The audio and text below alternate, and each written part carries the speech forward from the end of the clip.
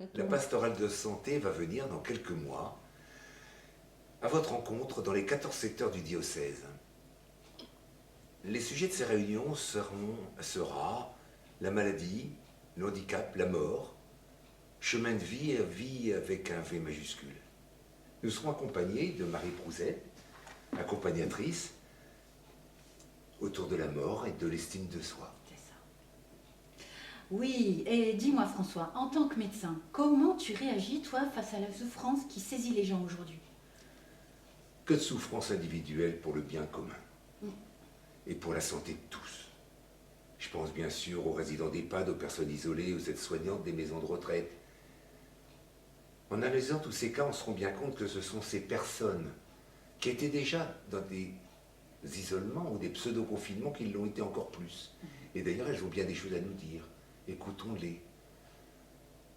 Qu'est-ce qu'on n'a pas fait pour la santé? Je ne veux surtout pas remettre en cause les mesures qui ont été prises. Les mesures barrières étaient quand même tout à fait justifiées. Mais est-ce qu'on n'a pas privilégié la santé au détriment des personnes?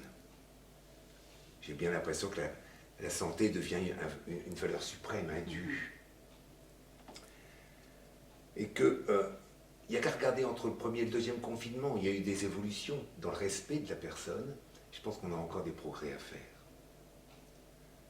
Deuxième impression, c'est que la médecine a des limites et qu'on ne peut pas tout lui demander.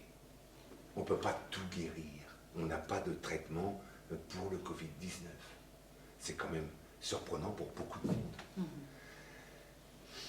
Est-ce que la santé est le but essentiel de l'existence? J'ai l'impression que depuis 6 mois, ne pas attraper le Covid-19 est quand même la préoccupation essentielle de beaucoup de personnes. Ce sont des questions que je me pose. Qu'est-ce que c'est qu'être en bonne santé? Si on pouvait justement, dans ces réunions futures, partager sur qu'est-ce que c'est qu'être en bonne santé et arriver à peut-être une définition commune, ça serait un beau travail. Oui, oui. Et en tant que chrétien, comment tu te situes dans cette pandémie? Moi, je pense que d'abord et avant tout, c'est éviter la peur, qui est mauvaise conseillère, on le sait bien. Et c'est, à mon avis, en s'ouvrant aux autres et en partageant qu'on arrive à dominer cette peur qui est naturelle, on l'a tous. On est tous dans la même barque. C'est le pape François qui nous rappelle, et il a bien raison. On a la même barque, tous les pays, on a bien vu d'ailleurs la difficulté de mettre tout le monde dans la même barque. Dans la même barque avec nos concitoyens. On met un masque plus pour les autres que pour se protéger soi-même. Ça sera la même chose avec le vaccin. On va se protéger soi, mais on va aussi protéger les autres en n'étant pas vecteur de la maladie. Donc cette épidémie me rappelle, elle me ramène à la fraternité. Nous sommes gardiens de nos frères. Et s'il y a quelque chose que Jésus va nous dire, si on le réveille alors qu'il est dans la barque, c'est que, homme de peu de foi, de quoi avez-vous peur? Donc témoignons, osons partager notre espérance que c'est pas rester en bonne santé de ce côté-ci du ciel qui nous importe. Nous espérons bien autre chose.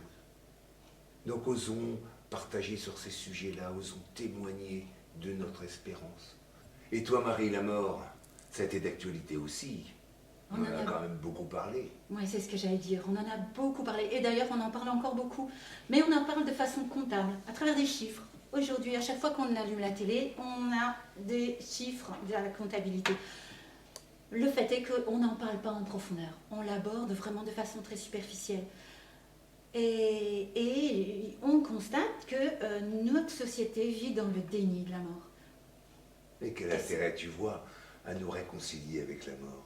C'est exactement ça. Nous avons tout intérêt à nous réconcilier. Pourquoi? J'y vois plusieurs intérêts.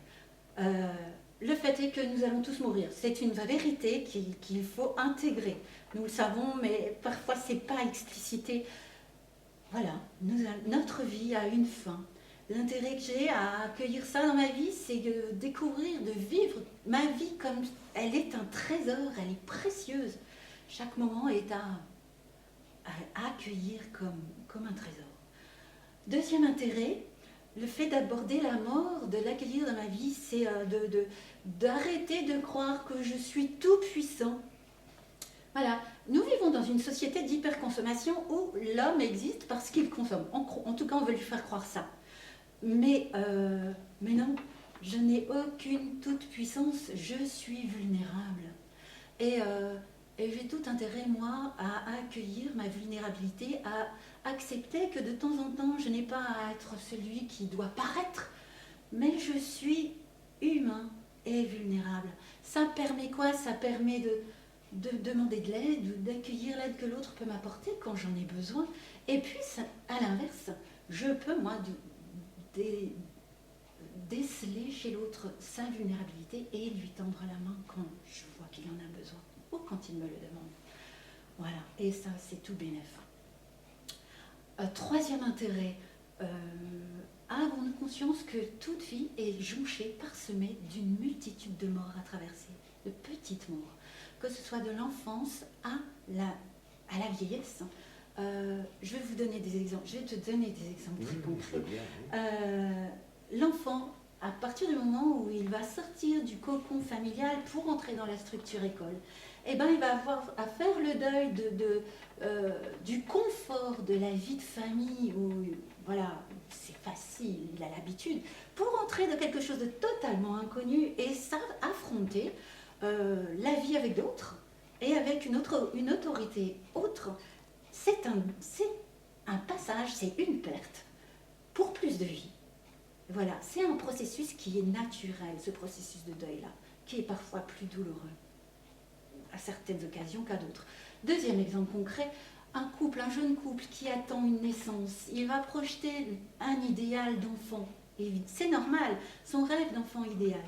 Et puis, il s'avère que parfois, l'enfant qu'on accueille, il soit porteur de handicap. Et là, il va y avoir un vrai chemin du deuil de l'enfant idéal à parcourir. Et c'est difficile, bien sûr.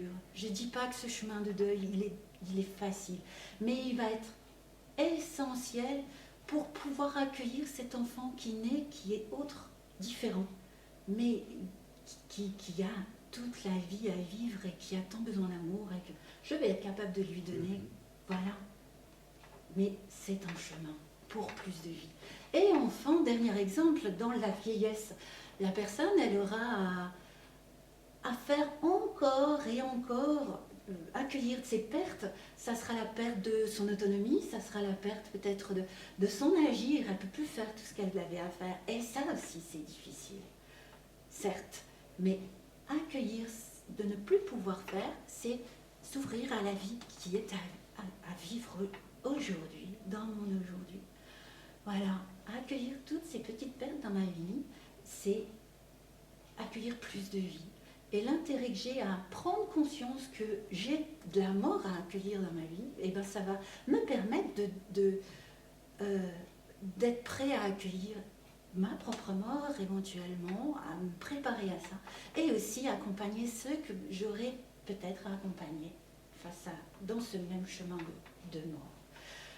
C'est ça. Et enfin, dernier intérêt, dernier bénéfice que je trouve à oser parler de la mort, eh ben, ça va être de s'ouvrir au mystère, de s'ouvrir à une dimension spirituelle. Oui, la mort fait partie de la vie, mais quel est le sens de la mort? Que je sois chrétien ou pas, celui qui n'est pas chrétien, il peut s'ouvrir, chercher seul, chercher avec d'autres le sens de ça. Ça va l'ouvrir à une dimension supérieure, spirituelle.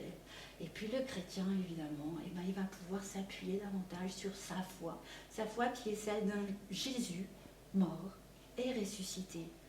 Voilà, pour ouvrir à la vie, celle avec un grand B.